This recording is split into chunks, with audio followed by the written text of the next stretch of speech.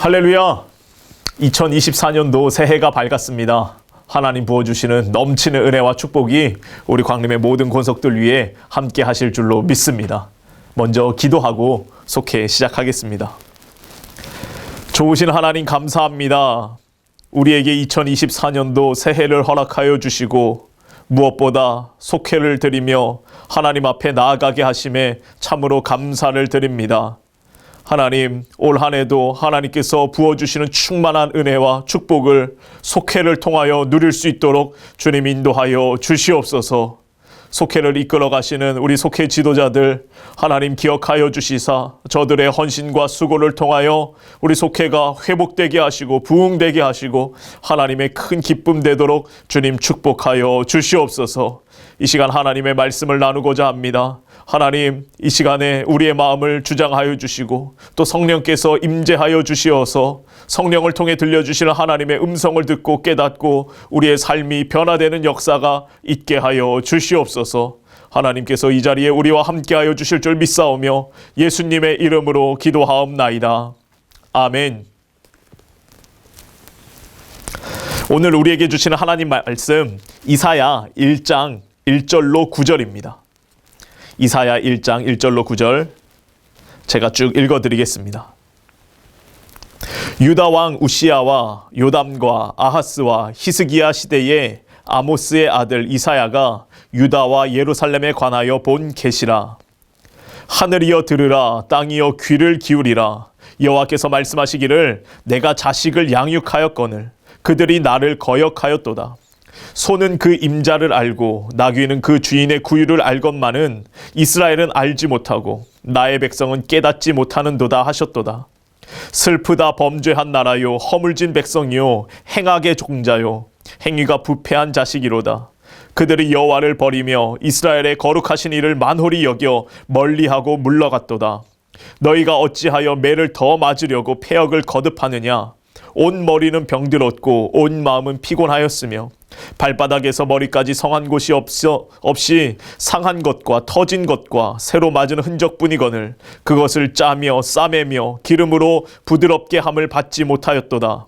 너희의 땅은 황폐하였고 너희의 성읍들은 불에 탔고 너희의 토지는 너희 목전에서 이방인에게 삼켜졌으며 이방인에게 파괴됨같이 황폐하였고 딸 시온은 포도원의 망대같이 참외밭의 원두막같이 에워싸인 성읍같이 겨우 남았도다. 만군의 여호와께서 우리를 위하여 생존자를 조금 남겨두지 아니하셨다면 우리가 소돔 같고 고모라 같았으리로다. 아멘. 할렐루야. 새해 첫 속회로 모인 우리 광림의 모든 권속들 위해 하나님께서 부어주시는 충만한 은혜 또 축복의 역사가 있을 줄로 믿습니다. 이번 학기는 우리 속회공과 이사야 선지자의 말씀을 통해서 시작하게 됩니다. 이 이사야 선지자는 우리가 잘 아는 선지자죠. 성경 전체에서 아마 가장 긴 장을 차지하는 말씀이 이 이사야의 글일 겁니다. 시편을 제외하고. 시편은 150편까지이고 이사야는 무려 66장까지 굉장히 긴 말씀을 이루고 있습니다. 그런데 초대교회에서는 이 이사야 선지자의 글을 제5복음서라고 말할 정도로 많이 읽히는 그런 책이었어요. 왜냐하면 이 이사야 선지자의 글이 전체 66장인데 성경이 66권이죠. 뭔가 일맥상통하고 있습니다. 또 이사야 선지자의 글을 크게 두 부분으로 나누는데 1장부터 39장까지 그리고 40장부터 66장까지 나누는데 구약과 신약, 구약이 39권, 신약이 27권 똑같은 구성을 나타내고 있기 때문에 초대교회에서는 이 이사야 선지자의 글을 굉장히 소중하게 성경의 축소판이다 생각하고 또 제5복음서로 읽을 만큼 귀한 책으로 여기고 있습니다. 또 이 이사야 선지자의 글이 왜 복음서 중에 하나로 제5복음서로 불리는가? 예수님의 탄생에 대한 예언과 또 예수님의 십자가 고난, 그 순환의 이야기까지 다 이곳에 게시되어 있고 예언되고 있고 그 예언의 송치로서 복음서가 쓰여졌기 때문에 이사야 선지자의 글이 그렇게 중요하다라는 겁니다. 우리가 잘 아는 것처럼 보라 처녀가 잉태하여 아들을 낳을 것이요 그의 이름을 임마누엘이라 하리라. 한 아기가 우리에게 나신 바 되었는데 그는 기묘자라 모사라 전능하신 왕이라 평강의 왕이다. 이 말씀 다 이사야 선지자에 있는 글입니다. 메시아의 탄생을 예고하고 예언했던 귀한 말씀들이죠. 뿐만 아니라 예수님의 십자가 고난까지도 예언하고 있습니다. 그가 찔림은 우리의 허물 때문이요 그가 상함은 우리의 죄악 때문이라. 그가 채찍에 맞음으로 징계를 받음으로 우리가 나음을 입었도다라고 말씀하고 있는 예언도 이사야 선지자의 예언입니다. 그만큼 이사야 선지자의 글은 우리에게 중요하고 또 소중한 교훈들을 많이 전해주고 있습니다. 이 이사야 선지자는 유다 왕 우시야, 요담, 아하스, 히스기야, 또 마지막 히스기야 아들 므낫세 시대까지 무려 5명의 왕을 모신 정말 왕궁에서 활동한 그런 예언자였습니다. 약 60년이 넘는 세월 동안 활동을 했어요. 굉장히 오래도록 활동한 예언자였고, 특별히 남유다 왕국의 흥망성쇠를 옆에서 다 지켜보면서 하나님의 말씀을 통해서 예언하기도 하고 조언하기도 하고 또 왕들을 위해서 기도한 정말 위대한 선지자였습니다. 오늘 말씀은 이제 그 이사야 선지자의 첫 번째 그리고 또 첫 번째 계시인데, 우리가 보통 예언이라고 하면 미래에 대한 일, 미래에 일어날 일에 관한 것으로 생각하기가 쉽습니다. 그런데 이 성경이 말하는 예언은 물론 미래 일을 이야기하지만 그 뉘앙스가 조금은 다릅니다. 이 예언의 본질과 초점은 과거의 기억과 또 미래의 일이 현재에서 만나는 겁니다. 과거에 하나님의 역사 가운데서 있었던 것들, 그리고 예언한 것들, 약속하셨던 것들이, 그리고 미래에서 펼쳐질 것들인데 현재 그것이 우리의 삶에서 만나서 어떤 역사가 이루어가는가, 그것을 말하는 것이 바로 예언이라는 것입니다.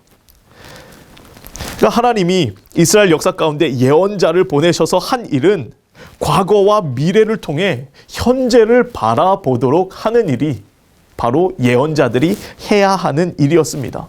과거에 하나님이 이런 말씀을 주셨고 너네가 이렇게 살지 않으면 미래에 이런 일을 당할 수 있으니 지금 너희의 삶을 돌이켜야 한다. 회개해야 한다. 그런 그 회개의 촉구를 강조하는 것이 바로 예언자들의 말씀입니다. 그래서 보통 이제 성경을 번역하는 사람들이 예언에 대해서 이 미리 예자를 써서 미래의 일을 말씀한다. 미리 예자를 쓰기도 하는데 똑같은 글자지만 다른 의미로 맡을 예 또는 맡길 예라는 그런 한자로 번역을 해서 쓰기도 합니다. 하나님이 이 예언자에게, 선지자에게 하나님의 말씀을 맡겼다라는 것이죠. 우리가 보통 은행에 예금하러 간다 그러잖아요. 돈을 맡기러 가는 것처럼 하나님이 그 선지자에게 말씀을 맡겼다. 그런 예언, 맡길 예로서 그 하나님의 말씀, 예언의 말씀을 맡아서 하나님 주신 말씀을 그대로 전하는 일을 하는 것이 바로 이 예언자들이 하는 일입니다. 오늘 본문 1절을 보면 유다와 예루살렘에 관하여 본 계시라라고 말하고 있습니다. 여기서 이 계시라는 말, 영어로 비전이라고 번역이 되는데, 이사야가 유다와 예루살렘에 대하여 환상을 본 겁니다. 하나님께서 이 환상을 보여주셨어요. 비전을 보여주셨습니다. 그래서 지금 유다 백성들이 지금 죄악 가운데 살아가고 있기 때문에, 야, 너네가 이 죄악에서 돌이키지 않으면 너네가 장차 비참한 미래를 맞이할 수밖에 없다. 너네 백성들이 멸망당할 수밖에 없다. 지금 당장 하나님께로 돌아와라 라는 그런 말씀을 전하고 있습니다. 우리가 이제 이사야 선지자의 글부터 이제 선지서가 쭉 이어집니다. 이사야 선지자 바로 앞에는 아가서가 있었죠. 우리가 작년까지 아가서의 말씀을 통해서 또 그 전에 전도서 또 잠언의 말씀을 통해서 속회를 나눴었는데, 이제 이사야 선지자부터 선지서가 시작됩니다. 그 맨 앞에 있는 말씀이 이사야 선지자의 글인데, 예언은, 이 선지자들의 글은 언제나 그 시대를 반영하고 있습니다. 시대를 좀 깨우고 시대를 변화시키고자 하는 그 하나님의 말씀을 이 예언자들이 전했습니다.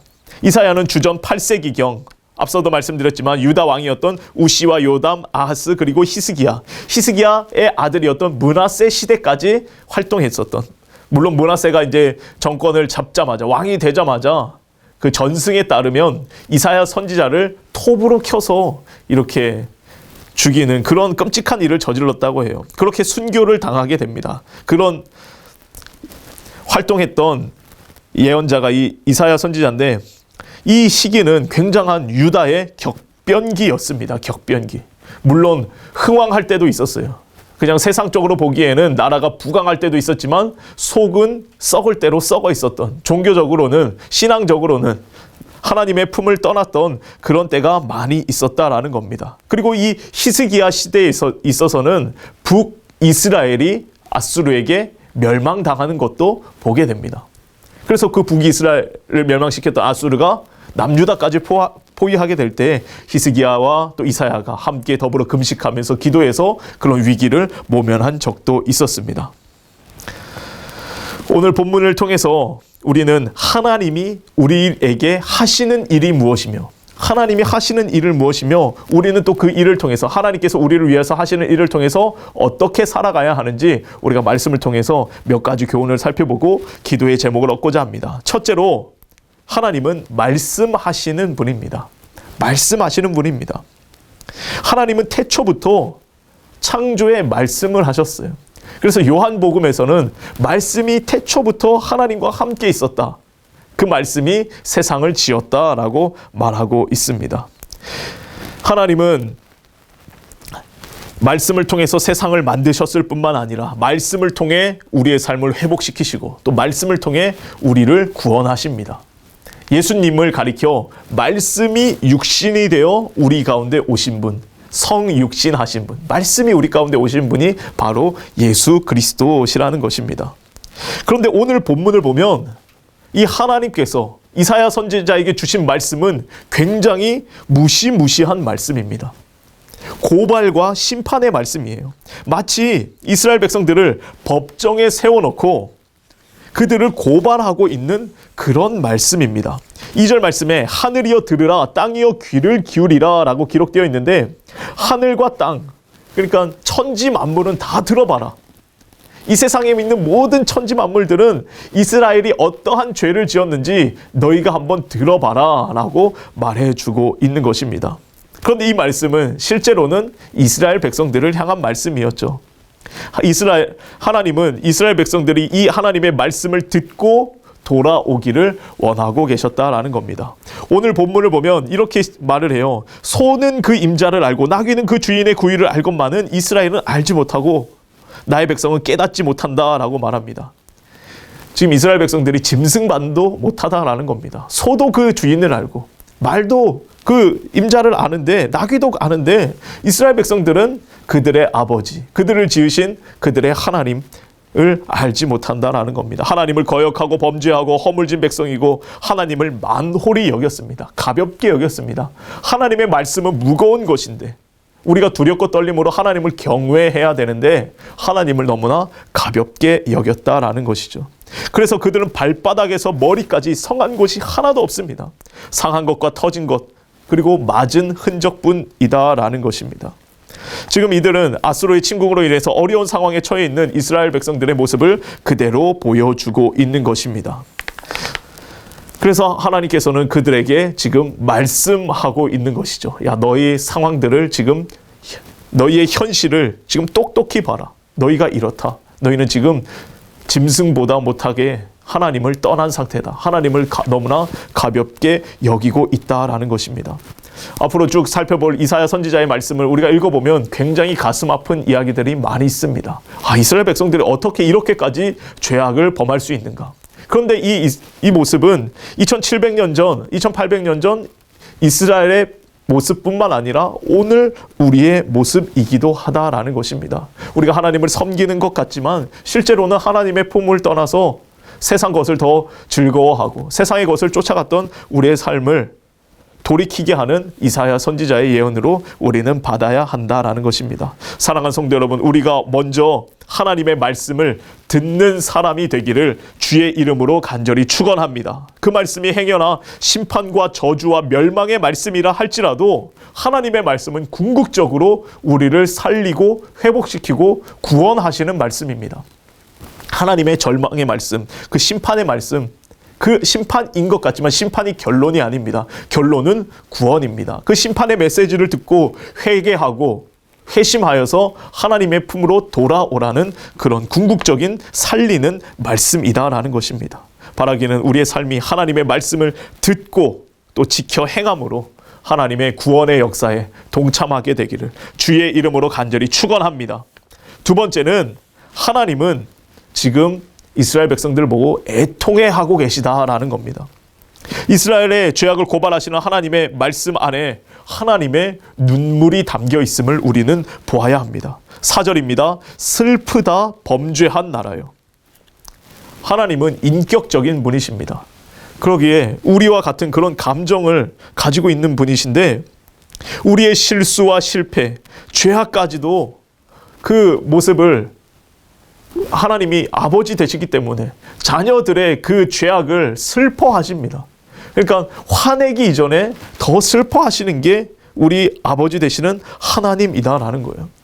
우리 부모된 여러분들도 마찬가지지 않습니까? 자녀들이 뭔가 잘못을 하고 나쁜 짓을 하고 또 하나님의 품을 떠나서 또 죄악의 길로 갔을 때 너무나 가슴 아픈 것이 부모의 마음인 것처럼 우리 아버지 되시는 하나님의 마음도 그렇다라는 것입니다.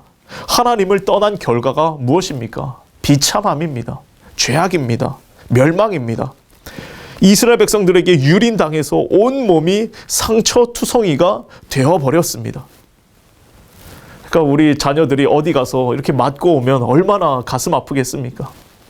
그런 것처럼 지금 하나님의 백성들이, 이스라엘 백성들이 하나님의 말씀은 듣지 않고 또 하나님을 떠났고 그런데다가 이방인들에게 또 이렇게 상하고 오니까 하나님의 마음이 너무나 아픈 것입니다. 그래서 하나님은 이들이 지금 하나님께로 다시금 돌아오기를, 하나님의 말씀을 듣고 진정 깨닫기를 바라고 원하고 계시다라는 것입니다. 이게 바로 하나님의 긍휼의 마음입니다.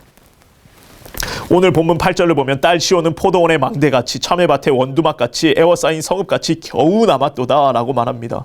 예루살렘의 위태로운 상황을 말해주고 있습니다. 언제 어떻게 될지 모르는 그런 상황, 지금 굉장한 위기 앞에 놓인 이스라엘, 그 남유다의 예루살렘의 상황이다라는 것입니다. 사랑하는 성도 여러분, 하나님께서는 우리의 아픔, 실패와 좌절, 또 비참한 현실을 보시고 너무나 슬퍼하고 계시다는 것을 기억하시기를 주의 이름으로 간절히 축원합니다.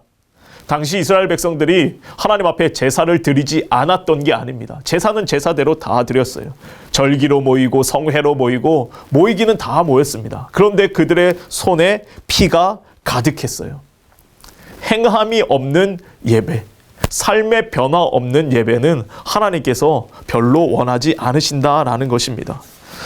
오늘 우리가 읽진 않았지만 11절 이하를 보면 하나님께서 너희의 무수한 재물과 그런 성회가, 모임이 내게 무엇이 유익하냐라고 말합니다. 11절 여호와께서 말씀하시되 너희의 무수한 재물이 내게 무엇이 유익하뇨? 나는 수량의 번제와 살찐 짐승의 기름에 배불렀고 나는 수송아지나 어린 양이나 수점소의 피를 기뻐하지 아니하노라. 너희가 내 앞에 보이러 오니 이것을 누가 너희에게 요구하였느냐? 내 마당만 밟을 뿐이니라. 헛된 재물을 다시 가져오지 말라. 분양은 내가 가증히 여기는 바요. 월삭과 완식일까 대회로 모이는 것도 그러하니 성회와 아울러 악을 행하는 것을 내가 견디지 못하겠노라. 예배는 예배대로 드리는데 또 악은 악대로 행하는 겁니다. 죄는 죄대로 짓는 거예요. 그러니까 그 두 가지를 하는 것 하나님께서 도저히 견딜 수 없다라고 말씀하시면서 슬프다 범죄한 나라요, 허물진 백성이요, 하나님이 애통해 하신다라는 것입니다. 사랑하는 성도 여러분, 하나님께서 우리의 모습을 보시고 어떤 마음을 가지실지 한번 생각해 보시기를 주의 이름으로 간절히 축원합니다.